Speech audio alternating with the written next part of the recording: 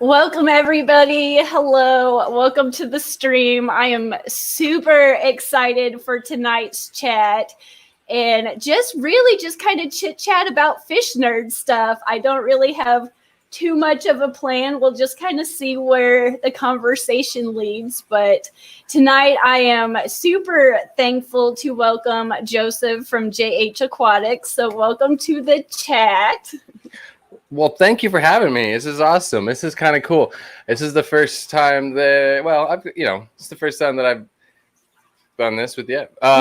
It's really cool that we actually got to meet for the first. We got to meet. What was it? That was an aquatic. That was Aquashella, right? Yeah, Aquashella. Yeah, the Dallas and Chicago. Mm-hmm. Very cool. No, I'm happy to be in Vermont. It's been crazy. It's been a lot of work to get here. It kind of. I've definitely got some new gray hairs.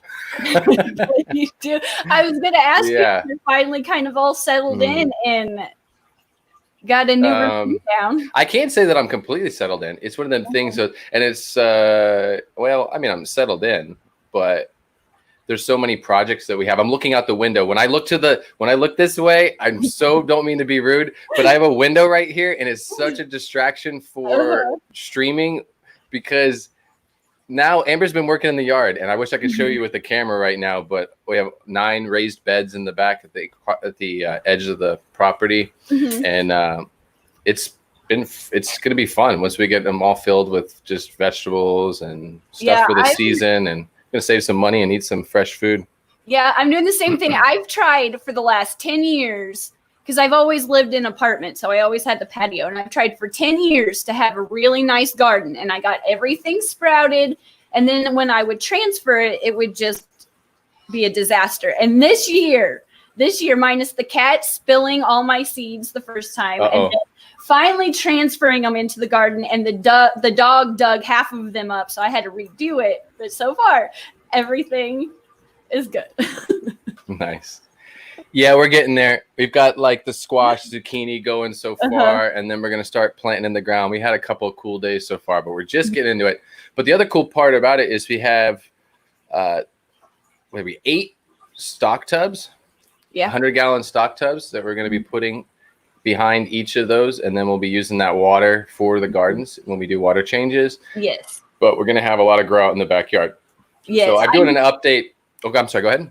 I use the water changes from my tubs when I need to in the garden, but I use a sprinkler on the end of my fish room downstairs to water the garden too. So it works. That fish water works. No, it does. Oh, there's a lot of nutrients in it for sure. And especially doing like the summer tubbing, it's that water can be good, especially if you get the stuff off the bottom. Yeah. Yeah. So we got that going on. And then there's other like beer tubs as well, like the smaller blue tubs with the white rope handles. So you got that going on as well. But I'm going to do an update on Monday on the fish lab in that. I've been working hard on the fish lab downstairs. Amber was gracious enough to really let me kind of commandeer, kind of like organizing that space because I definitely want to have a nice clean space, especially with all the fish that we're working with.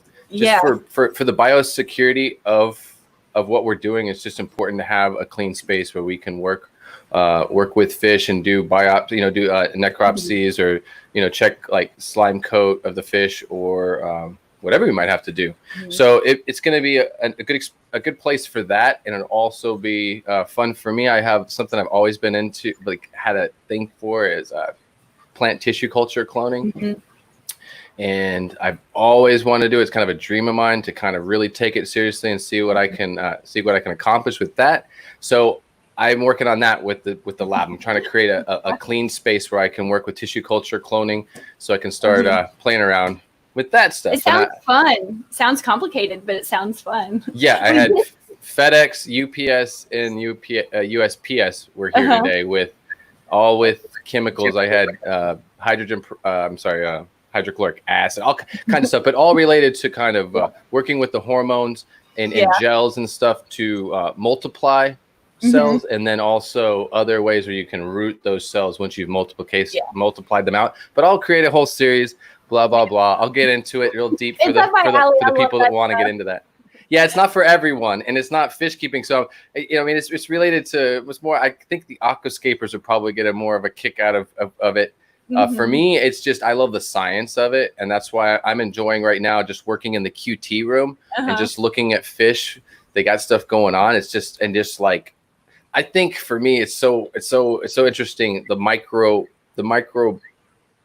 side, the microbiology going on in the aquarium, all those little organisms that help create that balance. And I know that, I know it's going a little deep for a lot of people, but for me, it's just very intriguing. And having a dark field microscope, trinocular microscope, and having a lab space now, and a passionate person like Amber with already like 60 something aquariums in the living room, and we haven't even filled the basement yet. We got a $5 super chat from the Zen Ginger. Thank you, Zen. Ooh, thank you, Zen Ginger. My favorite citizen scientist in one place. I am a low-key stoked for this interview. Thank you. Do you see the shirt that I have on? I know. I told you, I was like, that is one awesome shirt. I wonder where he got it from. Yeah. Yeah. If people don't know, this was Aquashella, 2 years ago, and you made this shirt. Yeah, cool stuff. Definitely, we're all fish nerds in this. I sometimes some are go a little bit deeper than that. That's what the thing is. I feel bad like playing around with the microscopy and playing around with like tissue culture cloning.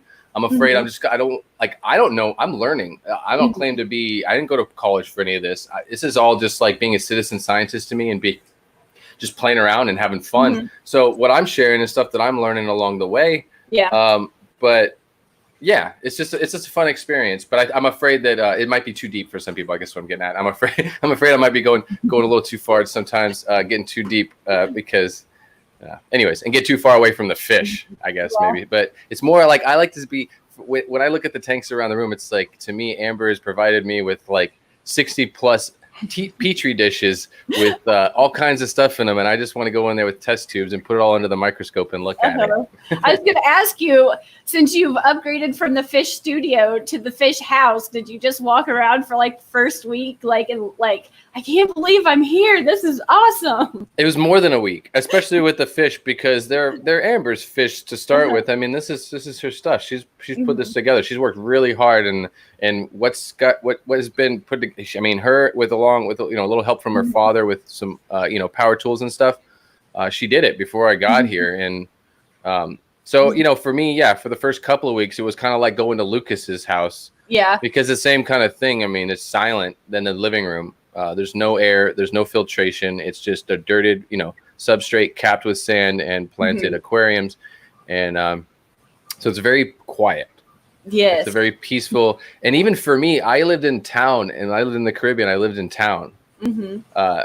So I like trucks and stuff driving by my house all day long. And and then drunk people at night coming from the bars at night too. So like I always had noises, and then having an air conditioning run with the temperature there in the tropics, I was running I had so much white noise, and I had air pumps and things going. So much white noise and stuff to live with. When I got here, it was all I could hear was the ringing in my ears. Being up here in Vermont, it was the first week for me was just like, it was really almost not eerie. It was peaceful, but I realized how bad my hearing is because I realized how bad the ringing is in my ear. From I worked with a lot of musicians when I was younger, and I was stupid and stood in front of the speakers a lot. Yeah, I work in a hair salon, so all the blow dryers over the ear, and everybody always whispers right in the middle, and I'm like, what? And now being with Jesse, there's always a chainsaw going, and I'm always helping with something. And that's like the last day I've been working on. I'm building a laminar flow hood is what it's called. It's a clean space, a laboratory clean space, and it's building out of plywood. And I was thinking about it too, like I'm not wearing any ear protection. I'm just going away my ear right next to this circular saw. I don't even. I should be wearing ear protection. I'm not making it any better, but. Well, and it doesn't help. As I get older, it just gets worse. I want to say hi to Dan's sleeve. We got plants in. I put them through quarantine a couple of days ago. They're looking good. The only one thing, some kind of a cryptocornea that was it melted pretty heavy, but just so I didn't tell him details, but everything was looked really good, and I got it all planted in the tank. It was really, really nice. He sent me a package of plants and stuff. That was nice. So thank you, man, for that. I appreciate it. There's all kinds of cool people here. There's JH Aquatics and Dansley and Haley's up in the house. Nola Jane and Amber snuck in, I saw, and Lefty's here. Haley. Yeah, all kinds of cool people. Thanks for showing up. I was gonna pick your brain a little bit about Tetra breeding. Oh no. Yeah, I'm used to just breeding the live bears. Like I've always had the live bear thing, and now I got these Kerri Tetras behind me, and I feel like they need a lot more botanicals in the water because my water's really hard. But if you just had some like generic, overall cool, helpful advice about Tetras or like eggs. I'll be honest. Since I got into fish keeping, for me, I always wanted to breed Tetras because I looked at it as a challenge. It was that, and it was like neon Tetras. I think it was just, there's this nostalgic thing about the neon Tetra from the 80s, like in the fish stores from my childhood. So I started out with trying to do that. And then, but just catching those Tetras in Peru was total luck because they spawn, they're colony breeders. They don't eat their fry. They haven't for me so far. And I've done 4 tanks and managed to get them to spawn and they let their fry grow up at the surface of the water, and they hide in the duckweed. Or they don't even really hide. They don't eat their fry. They'll sit there and pick first bites. Hikari first bites. Yeah. The adults, they all eat that. That's how small they are. They are true nanofish. But my point is I kind of got lucky with those blue Tetras. I really am still learning about. If anything, Amber probably Amber does have more experience spawning Tetra. But for most people with most Tetra species, it seems that it's more of they're egg scatterers, and they most people use like a false bottom. And I've done that before with like cherry barbs and stuff like that. But really, and when it comes to Tetras, there's so many things that there's a whole like a half of one of the walls downstairs is Tetra, and so. I'm just excited to get the grow out done in the basement so that we can really start working with some of these fish. And so when it comes to, I would say to breed them, I feel like you want to have another tank though, just to start with. I mean, you're going to have your community tank for that fish. And then from there, you would want to set up another tank that's going to be like your breeding tank, maybe do something with a false bottom. And I'm not even talking about that species specifically because I'm going to say I really don't. I don't know. They're a larger Tetra. They're the purple emperor Tetras, I think also. I just know them as the Kerri Tetra. But I'm clearing out. I'm moving my goldfish that I have in a 30-gallon bow front, and I've had that tank set up since. They probably, if they're a larger Tetra, they're probably, and I'm just guessing, they probably would do work with more of a spawning mop, maybe. Yeah. And scatter in the spawning mop. I have them in this 55-gallon right there. You can see through my microphone. It's that tank. Yep. And there's 9 of them in there. And then if I see anything, I'm moving my goldfish up to a 75-gallon upstairs. Well, what I would say to do is... And then I was going to use that bow front just in case I need it as a grow out. If I see anything...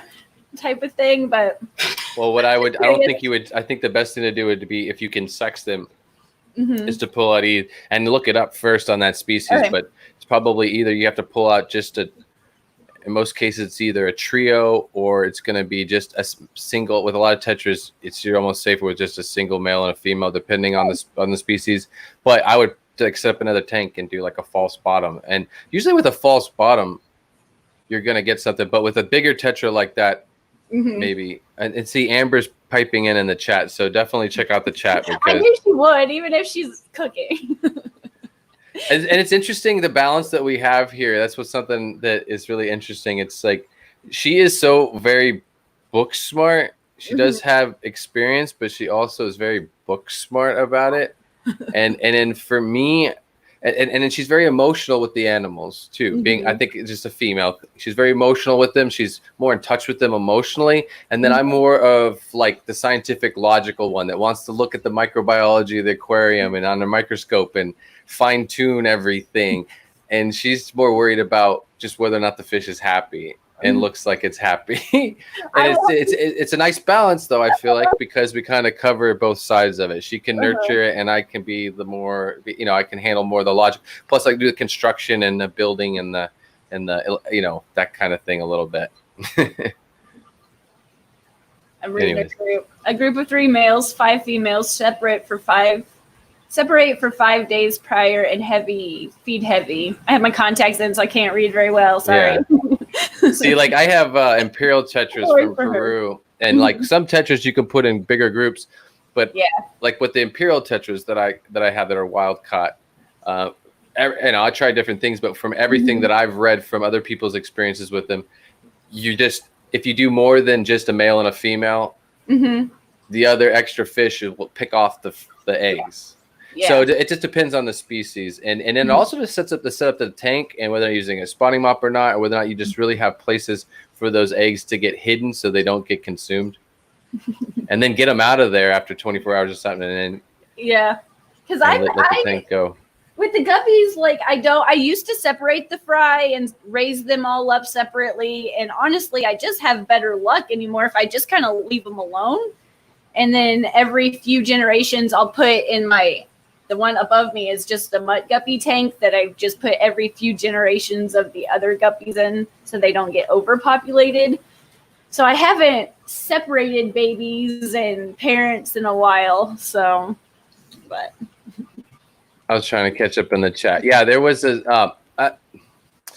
was a crypt that was all by itself in like a maybe it was a medium-sized Ziploc bag, but it was one crypt in the Ziploc bag by itself, and it's not bad. I mean, the tuber itself is fine, but all the leaves melted off is all. It's not gone. It's not completely melted. I put it in the tank and the snails will clean it up, and that's what's nice too when you QT plants. It's really nice to have, like, if shrimp are nice too, but shrimp or snails and like a plant QT tank, and you just throw everything in there and let the snails clean off all the dead growth that's happened through shipping and stuff, and just let them slowly get cleaned up. That's a good trick for that. Shrimp are good. Both shrimp and snails are really good for that. I have a lot of snails. I'm getting, over the last year, I've really gotten into the shrimp, and I have cherry shrimp, yellow shrimp, and blue dream shrimp, and then just kind of a mix of the wild that comes out. Right. But they are fun. I didn't really know what I was getting into at first, but I knew whatever it was, I was going to enjoy it. Yeah, I got to we don't even have the shrimp rack completely going yet, but that's something we'll get into. We have a whole rack that's going to be just for shrimp. There's going to be a live bear rack, and then there's going to be, there's betas. There's a separate section. It's kind of, Amber, I want to say but Amber has definitely organized the layout of the house before I ever got here. Kind of really has some structure to it. Yeah. And everything is pretty much organized by species or family or whatnot. So never would really nice. Yeah, no, I mean, you've got your cichlids, you got your tetras, you got your resporas, you got your danios, you have your live bears, you've got your beta fish, you've got your killifish rack, and we're keeping it's very well organized. I'm very proud of her. Never would have thought. She's done a very good job. Yeah, I don't think after meeting you guys, Amber's just amazing. She doesn't get no better. And then when you add Haley to the mix, it's just like a superpower duo. Yeah, I don't want to. Yeah, I've been in the car with the two. I know what that superpower is like for more than a couple of hours in a moving vehicle. Yeah, I came home thinking I was cooler just because they rubbed off on me. Oh. I was like, Jesse, I'm so much cooler now. Oh, yeah. Sorry. I'm going to get myself in trouble. I'm going to.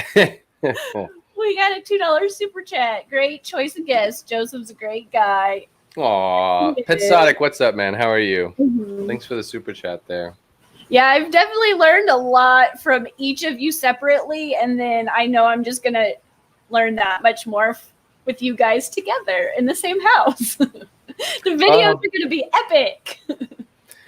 It's really interesting how we both. It's how I don't know. It's been a really interesting journey, and we both. I think down to the core of it, we both like enjoy each. We both appreciate each other's dream that other person wants, and we both in a way want to see the other person's dream be fulfilled just naturally, even, and it's not necessarily the same dreams, but it's very similar. We're on the same path, and it's very awesome how we both, it can be very tough sometimes, I'll be honest, when you have two people that are very passionate in artistic and creative individuals. Like an afternoon project, the things that we should film and make YouTube videos about just don't even get filmed sometimes because we're busy doing it. We just do it. We do it when we get it done.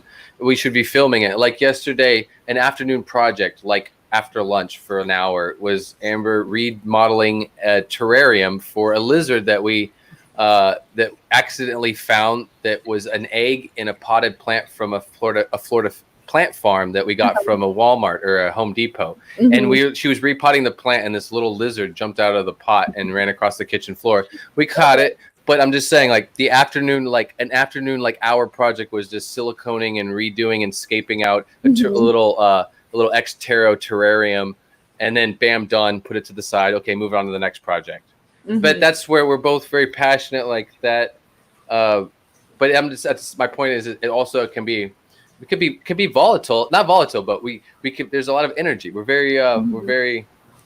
both perfectionists. I'm sorry, what? You're both perfectionists. Probably, in a way. Yeah. When me and Jesse work, when we work together, like, it always works. We just know what each other needs, and like I just know what he needs to get it done. But yet we both have a plan, and we both think we're right. So we have to sit down. He's grinning at me right now. And come up with, okay, you're right on this part, and I'm right on this part. And it always works. It always is perfect. But we both have our ways of doing it. Well, right, and I feel like, that's what I was trying to explain earlier, was that we both have like our strong suits and our traits.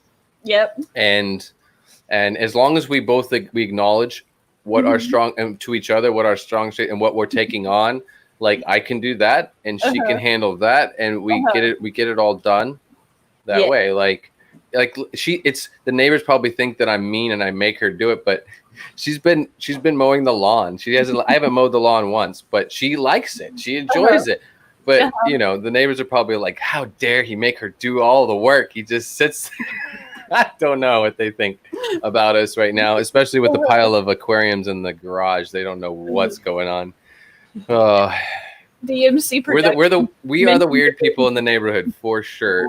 Oh, and we have fish neighbors right across the way there. Oh, you do? They're actually in their backyard right now, but they have admitted to us that they keep fish, but we haven't talked to them anymore yet. But they are, they claim they're fellow fish keepers.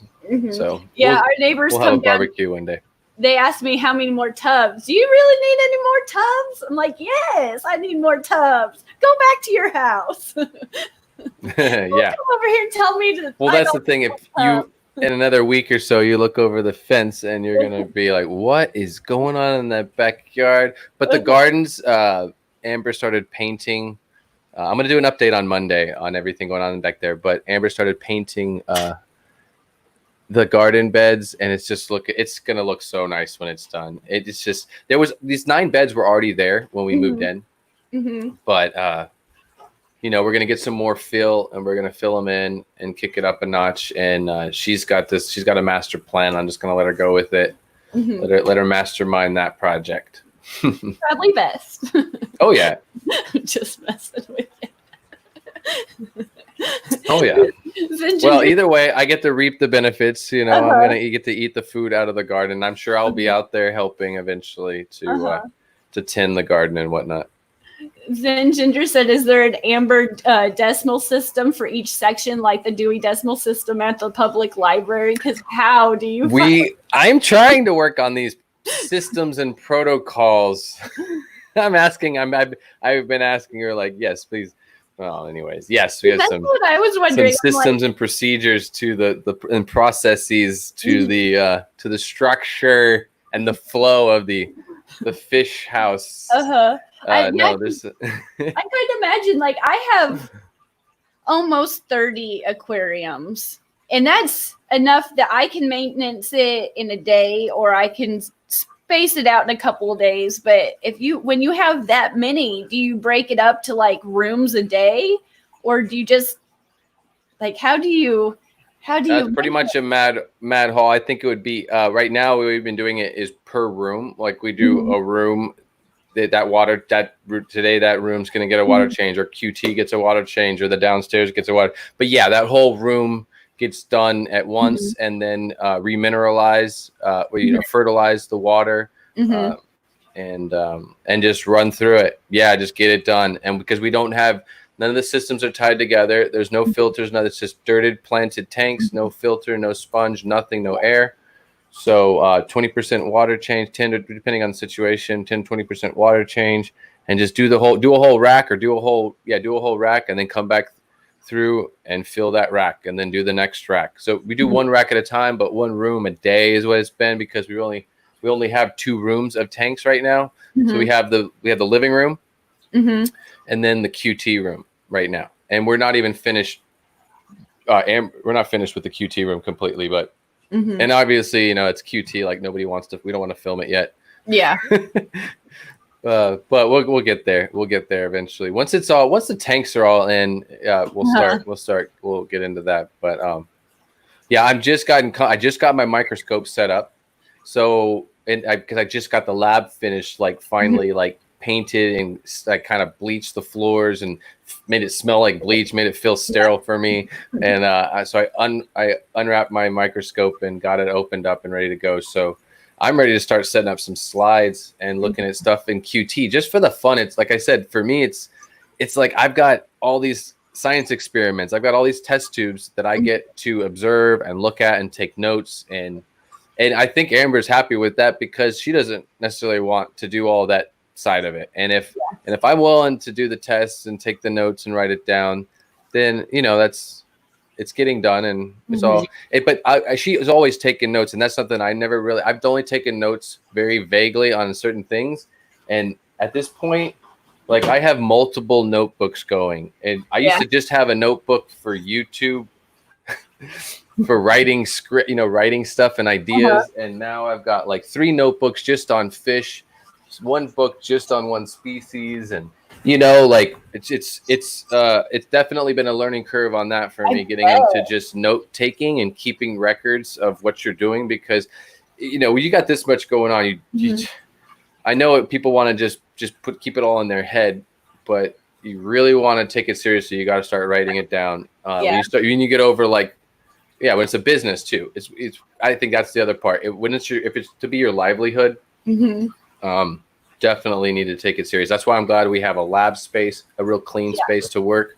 And then we're both taking it seriously with taking notes daily about what's going on. And we both take a chance every day pretty much to walk through and we both look at every tank every day. Yeah. And that's really cool. I mean, because that's right there. You've got 2 pairs of eyes on every tank every day. So she might miss something that I see, and I might miss something that she sees. So it's really nice to have that happening. Yeah. So, it's just about, like I said, it's just a balance. What hurt my traits and her traits, and we both do our parts, and then we find that little balance. It can be really nice. Yeah, it works when it works. Yeah, there you go. It works when it works. Because, like, she's cooking me a wonderful meal right now. I have to watch all of my words.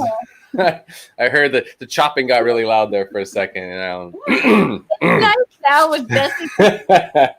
He in the beginning, like, he was totally supportive of my habits and my quirks and my needs for fish tanks. But over the years, especially I think with him going to Aquashella, he likes it a lot more, not just kind of puts up with it. And he'll help me with the water changes now. And it's really nice to have a second person that just, he might not know like specifically what to look for, but he knows when something is off. And like, that's not good, or hey, that's cool. And so it's really nice to have a second set of eyes just to like glance in and watch for sure. Yeah. And it's been interesting too on the other side of it. Like I've found unpleasant things in tanks since I've been here but I've also, I felt bad in a way because I've also been lucky to like find cool stuff with that she's working with a certain fish and it's her fish. And I'm the one saying, come check this out, Amber. Like she was cutting the grass one day and I was like, no, get in here. And she was like, I'll be in a minute. Like, give me a minute. I'm like, no, you really want to see this. And she's like, just a minute. Anyway, she finally stopped mowing the lawn, came inside, and there was a pair of angelfish, brand new pair. You know, they've not spawned together, and they were spawning for the first time. And then I had seen the fry. They grew up to be fry. They eventually ate the fry, but they allowed them to become fry. Which in most cases, the first spawning with angelfish, they usually just eat the eggs. Yeah. They don't even let them become fry. So it was really cool to see them parent raise for a little bit on their first try. And I was cool that I got to see it. So my point is, it's just crazy to see sometimes getting to catch cool stuff. And it's like I'm taking the glory out of it for her. I feel like I'm taking the glory away from it because that's the glory in it sometimes. It's just like going and getting to stare in front of your tank for an hour and find something like, oh my God, look at all the fry. Oh my God, I didn't even know they were there. That's so cool to be able to find that stuff. Yeah. Because, well, like after you feed or after you water change and you just watch, it's always a really fun time. But sometimes when you just come down here to check on things and you notice like a new baby shrimp or a new, something, you never know. But it also comes in waves. It seems like when something goes bad, there's always like there's always like something that's gonna happen, and then I'll hit kind of a bad week, and then it's like really good for a while. It's the good and the bad. It happens. Well, vigilance is a really big thing for me. I feel it's something I believe in when it comes, especially when you got a lot of fish. It's just that there has to be that daily like vigilance, because sometimes the difference of 24 hours can be everything. If you just space out one day and you don't look at your fish for one day, and if they're special to you or they're valuable to you, you should give them a glance every day, because like I said, something, it could be 24 hours is enough. The next day you missed it and they're dead, and you might have had a chance to do something. Yes, totally. And cleanliness is nice too. I think there's different kinds of fish breeders out there, and you have like some people that do more of the planted thing, or kind of weird. This is like definitely a little bit more of an alternative way of doing it in the hobby. So a lot of people do. But a lot of breeders seem to have like these bare bottom tanks, and but I don't refer to the cleanliness in that respect. But I think that like just in your in your space, with your nets, with your pythons, your buckets, all your equipment that you work with, your aquascaping tools, those things should be dipped. They should be sterilized. People don't take that cross-contamination seriously, and at a certain point, it can be detrimental, and then it's really sad. Like it's not a fun experience. My lesson when I spread ick. It's been several years ago, and I still should have like more nets and siphons than I do. But I learned to definitely have more than I won after I did that. But I dip them. I use vinegar and water or bleach and water and let them sit for a while. I don't have anything fancy. We go pretty hard. Yeah, I bet we do. We go pretty hard. Now, there's a lot of good stuff, and there's a lot of natural stuff that works too. When I was down in the islands, I would use hydrogen peroxide and salt. Yeah. Those were my two go-tos that were natural, like sanitation buckets. Like, as you know, I think it's very so. Anyways, so that's what. But we go pretty hard. Amber has a recipe, and we've been talking about different recipes. It's interesting to see what different fish keepers, and specifically like fish breeders and importers and stuff, what kind of recipes they make up for like their sanitation buckets. But yeah, it's a combination of ICX, and I believe there is some kind of another API product in there. Don't it start with an M and it stinks real bad? Well, isn't there one that Meridol? That you mix? It's a Meridol product. I thought it was. But she's screaming at me from downstairs, but I'll just let her type it in if she wants to give away our secret recipe. A recipe. Our secret recipe. But it's pretty freaking strong, and it will last for a while through the day. But it's really probably one of the, I think, for like one of the most important things. Anyway, I think for like cleanliness, it goes a long way. And just observing, being vigilant and observing your fish on a daily basis. Some people, you'll go a couple of days, maybe you worked really hard and you had some stressful days or whatever, and you spaced out for a minute, but it's, anyways, I'm going on. Well, I have a lot of problems with anxiety and depression, and I get in my little ruts, and sometimes that's about all, like, minus taking care of the kids and stuff, coming down here to the fish room and looking around the tanks and feeding. That might be all I can do for that little bit of time, but it always pets me up. And then I get in a better mood. And then I'll see something that's like, oh, I want to fiddle with this. And then it just makes everything better. Well, I'm getting in trouble. I've been a bad student. I'll be completely honest. I have not, I guess I've not taken this very seriously a little bit. But yeah, I have to remember, I'm going to have to take better notes maybe and then learn. But no, I was wrong. Definitely. I was thinking blue. I just was thinking blue, but it's not ICX. It would be methylene blue. Maybe that's it technically is ICX, but either way, methylene blue, hydrogen peroxide, general cure, and salt. A nice heavy dose of salt, and the combination of those together in a bucket, you're gonna nuke most things. You could dip your python in there, you dip your nets in there if you needed to dip your net in there, something in an emergency, anyways. But we use a net. We're pulling it like you would spoons in a restaurant, like a tasting spoon in a kitchen, like a chef would have tasting spoons. That's really how we treat our nets. If we're going around the room, we're working with something, we just take a handful of nets to the room if we're gonna go do something serious. But it's a fresh net for each tank and whatever's going on. There's no reason to chance that, Yeah. So, but that's how I had you and Amber doing stuff in my head. Was you traveled with Amber's cart, because I think in my head she has one of those push carts. Oh no, it's a little. She has it's a tote. It's a tote. What would you call it? And then she's got her sanitized stuff and her nets and her python. She's going around the room having just a fancy time.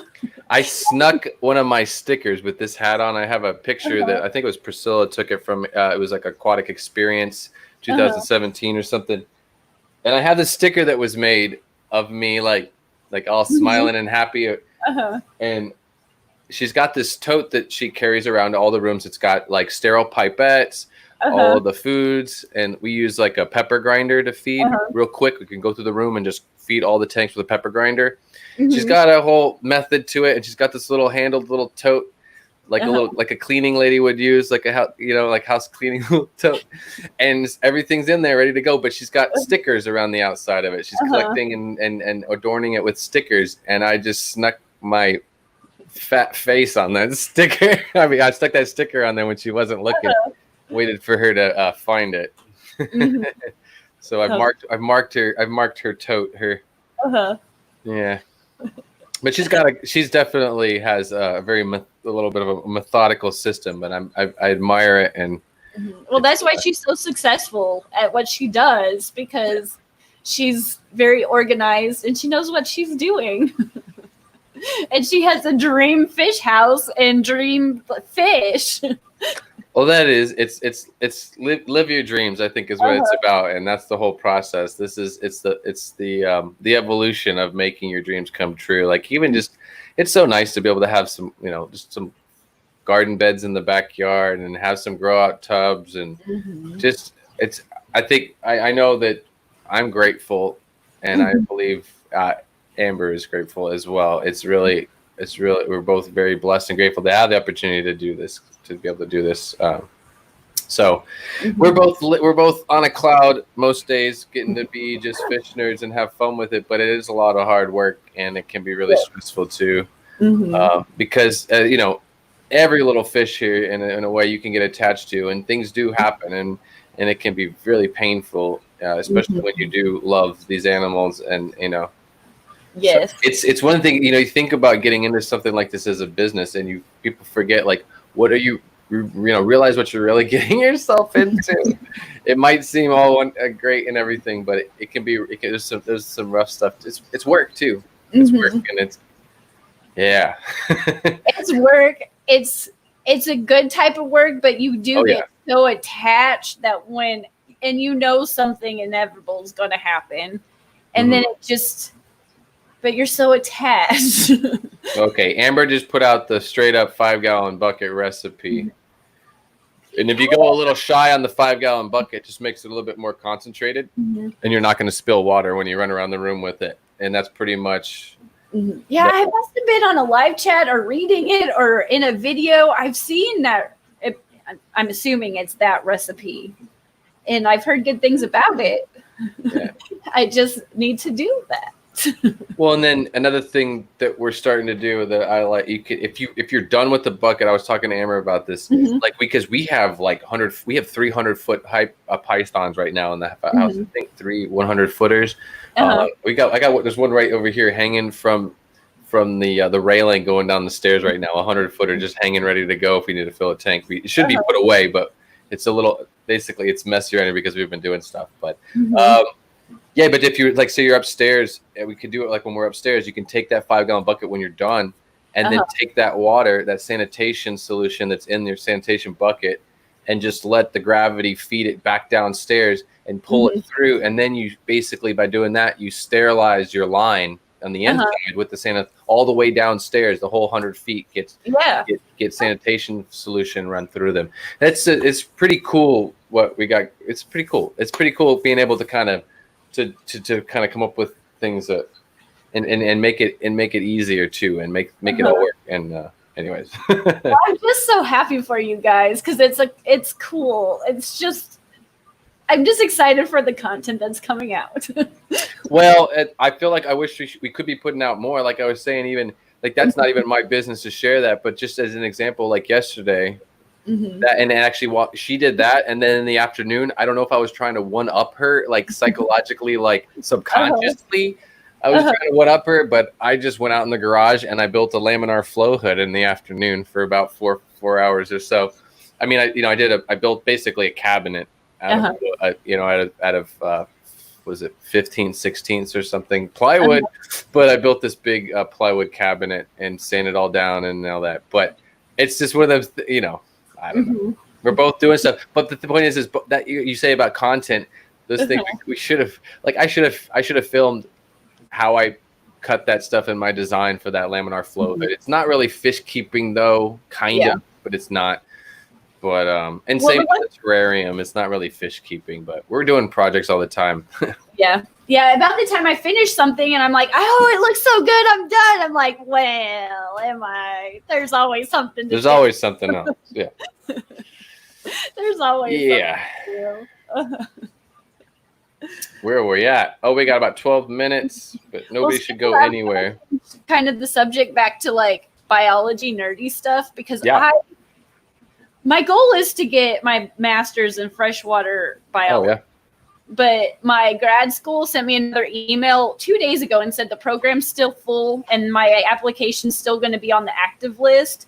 So I just kind of feel blessed that even though it might be another who knows how long before I get into my master's program, that being able to talk to you guys in the community and stuff, I almost feel like I get more education.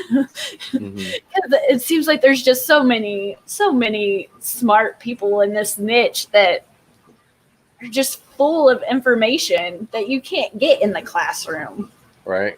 So. Well, I feel like for me, the fish tanks is the best place to start because, well, and maybe a microscope, but it's what's so much fun. It was fun even when I was back down on the islands, is to sit there and just even like on a night, being a nerd alone by myself, and just stay up for 3 hours and be going into the tanks and looking at different stuff and just observing what makes the nitrogen cycle happen for that tank. Like, technically, in a lot of cases, I mean, depending on your water parameters and salinity of the tank and all these things, there's different microorganisms in that tank, but they all still they take the role of different places to help make that balance happen. And I think that's what intrigues me, is how there's different microorganisms in a saltwater environment that's going to create that same nitrogen cycle still happen, have it still happen. Yeah. And totally different microorganisms are going to be living in a freshwater aquarium, creating that same balance. And then each of those, still, you could have all kinds of variables in between. So it's just really, it's just very intriguing to me, and just makes me want to sit around with a microscope all day and I know, I'm jealous. and suck up substrate and water and mull them out of fish tanks. Well, I was always so scared of biology, like in high school and stuff. I got good grades in it, but I was always kind of scared because I was overwhelmed by the words, and it was just a lot. Then I go to college and get a degree in biology, and my ecology class and some of those, the microorganism class, and where we were in lab looking at that stuff, it just blew my mind. I was like, there's a whole other world that you can't even see. And to get that under a microscope, it's just like, wow. Well, yeah. Well, I want to say real quick before I say think of that, but yeah, and it's the balance of the aquarium. In a lot of cases, all of us are talking about trying to create a balance, trying to create the nitrogen cycle. Is there a cycle in this tank? Is it balanced? Is it working? And it all comes down to these little microorganisms that we're all, so that's where, for me, it's like, let's see if I can figure that out just a little bit. Maybe make it a little bit easier to balance a tank. And I don't know. I mean, it's not. Anyways, it's going a little deep for a lot of people, but it's definitely fun for me. I want to say thank you to, we got Rich T with a $5 super chat. Science for the win. It just popped up. Thank you. Yeah. I feel like my chat's always behind, but I'll eventually figure it out. I'm even in top chat. I just realized I'm in top chat. I shouldn't even admitted. I should not have admitted to that at this point of the stream. I should have just kept that to myself. Yeah. I'm used to watching streams, and I was always I knew I'd be nervous, but I wanted to live stream because it seems so fun. But it's a whole new thing. Let's see. Streetwise is asking a question about adding something similar to like an apex to a rack. A lot of people take like the apex system, which is usually used for saltwater aquarium. Or I think they make a lot of stuff for saltwater anyways. And automated systems for monitoring things and automating the lights and temperature and even dosing of nutrients and stuff. And people have talked about taking those apex systems and modifying them to either be used to dose and automate a freshwater aquarium, or I think it's actually Mike Howe has done it or played around with doing that, taking one of those apex systems and using it to at least maintain temperature in light control within a freshwater room, the whole rack, like use a apex system to maintain the whole thing. And that's something you can get into with Amber and I. At this point, we have no timers. There's no specific light cycle because we have lives too, and in the way we got to get stuff done. So sometimes the lights are on more than other. So we kind of keep more. We turn everything off and on manually. Even with this much stuff going on, it's still kind of just more natural. Some days, even especially when we're medicating, the whole rack won't even come on that day. We'll just block it out, especially with medication. A lot of medications, it's better just to do a blackout for a day. And so it's just like a rainy day. It's like a rainy, dark, cloudy day in the rainforest of the Amazon, and just treat it like that. So yeah, we don't do any automation like that, but you can definitely take that apex system and play around with it, modify it for freshwater or for just automating whole rack systems with dosing, temperature, everything. You could, anyway, I was just answering. Streetwise was asking the question there. Where are we at in the chat? We're still good. We got time. That's very cool. Not Nola Jane is up in here. There's all kinds of cool people up in here. Know, Dragon Lair. In awe of all the cool people that's here. So yeah, we got a lot going on. And you're saying about content. We're definitely both, but me and Amber both are talking about making content. But we just at the same time still, spring is here. I think that the best way that I can get content out right now with everything that's going on I'm sorry, I'm trying to burp at the same time and talk and try to hide it. Anyways, with building out the basement and trying to get the gardens ready, and at this point, Amber is at war with the neighbors with the grass, and she wants to,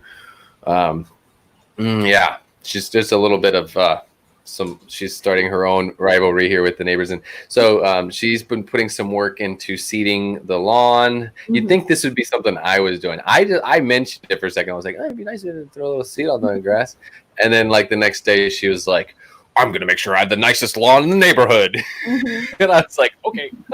Well, I have to say that's me. I'm out there. That one. Jesse, he's out of town a lot. Step out of your way. I take care of the lawn, and we got a new puppy this week. And we have the grandma, and they're a species that digs. So I got the lawn looking really good, and then I go and got a puppy. So there's like big holes in the. Oh no! So I've been out there reseeding and filling in holes just to come out there the next day and be like, ah! But yeah. One of the neighbors on the street, I lucked out because he owns a lawn care company, so he does the front yard for me, and I pay him in nice adult beverages beverages. Nice. And then I take care of weed eating and helping go around the mailbox and the bushes and taking care of the backyard. And then Brighton's birthday party's tomorrow, so we had to put up the pool. I had to dig out holes to concrete posts to put up the sunshade, and then of course when I did that I wanted lights, so I had to string lights. And then with the garden, putting that up, and the dogs digging, and then trying to figure out menus for picky kids and who's allergic to what. And I had to go get pool supplies for the babies. And I'm like, yeah, I'm late on my videos. I'm so sorry. All right. So it looks like I'm having Shanghai noodles tonight.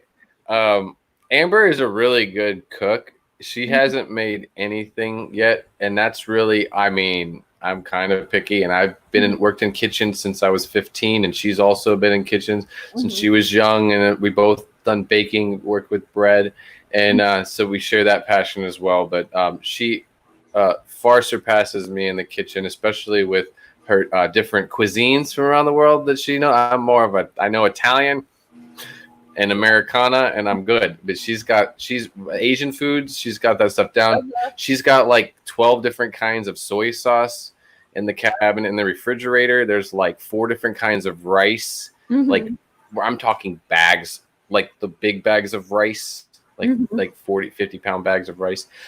She's got it down, and everything that she does is so I don't worry about that. But so whatever, Shanghai noodles is what we're having. Well, you for dinner. Went to culinary school, didn't you? No. Oh, I believe she did something like she went to some. She did some kind of like she worked with restaurants and stuff like that. But okay. I didn't. I've been doing pizza since I was 15. I'm more pizza and bread. Yeah, I knew and you Italian food. You're pizza. Pizza is definitely a thing, like a specialty of mine, like work wise, like as a job, like Napolitana, like wood fire oven pizza at like 900 degrees, really hot pizza, very, very fast. Traditional Naples pizza, it's not everybody's thing. It's definitely its own style of pie. But yeah, that stuff. But we've done a lot of bread baking and stuff like that. So we have a lot in common with food. But she definitely kills it in the kitchen. And then why don't she say here she's trying to she says her lawn will be superior. She wants to make sure she makes the neighbor cry next door. I don't want to say that too loudly because my window is open. Let me give you a taste of my town and the food that I eat. One of our best restaurants is Roadkill Barbecue. Oh, nice. Yeah. What? Barbecue? I'm sorry. Yeah, I did Memphis, Tennessee, so we did a lot of barbecue in Memphis. Yeah, my brother-in-law kills that. the Ozarks, and and I'm Irish Scottish, so as long as there's potatoes involved, I'm happy. Yeah, there you go. Yeah, potatoes is always a good one. Yeah. I grew up on fast food. My mom was a daycare inspector and made sure the daycares were feeding the kids proper food groups. And then nice. At Taco Bell.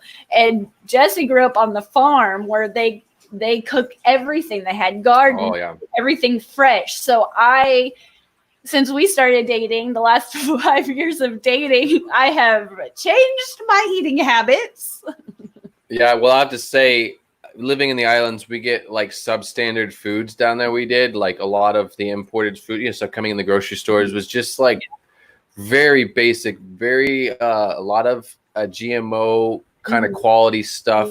When it comes to the chicken and the eggs and all that stuff, was very standardized GMO stuff that's in our industry, but in American stuff.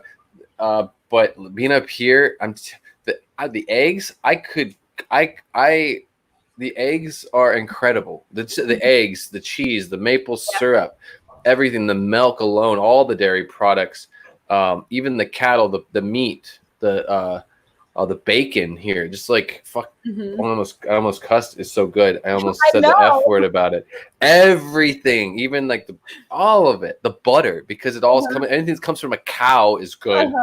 Is like top notch. I mean, I figured the cheddar cheese. Oh. When we were able to, everybody opened up again. I was like, you would have to like just go taste all the cool restaurants, and then Amber's a good cook. I was like, oh my gosh, I do nothing but eat. It's been an experience, but the eggs right now every morning are incredible. The yolks are like dark and thick. They're not like watered down and runny like these GMO eggs or whatever they are. They're not real. Yeah,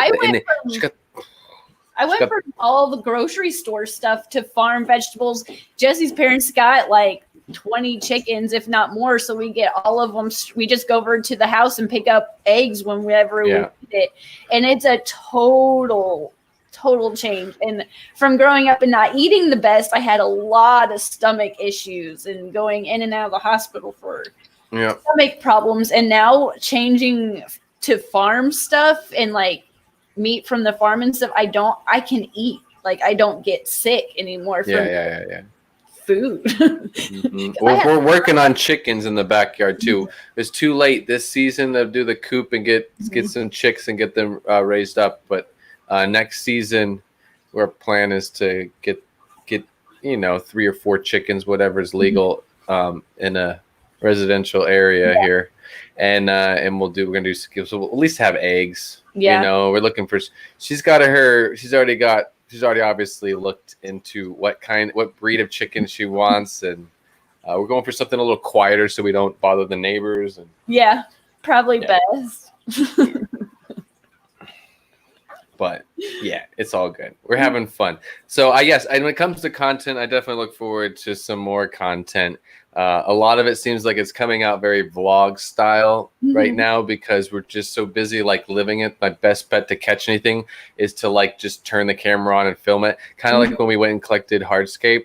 Most of that, I was scared I didn't have enough footage. I ended up into a 21-minute video because I just kept the camera on, and then I came back here to the computer, and I started watching it, and I was crying, laughing, watching this stuff. And she was like, "What is your deal?" And I was like, "Oh, this is gonna be so good." And I had so much fun with that, and it didn't even really try. We just had fun hanging out by the Lake Champlain, collecting rocks, and I was looking at that experience. I was like, I want to do more stuff like that. It's fun, and it share the experience. And it's all fishy in one way or the other, fish related. But our whole lives, this doesn't go. Our whole lives between me and Amber, I could film just regularly, and fish are going to come up every 10 minutes. Something fishy comes up. It's just how it goes in this house. Will say, when I was watching that, I was actually giggling out loud because I was like, "Oh, I'd so right be there with you," and I was like, "Oh, I wish I was there with you, Amber. I'd be doing the same thing." Yeah.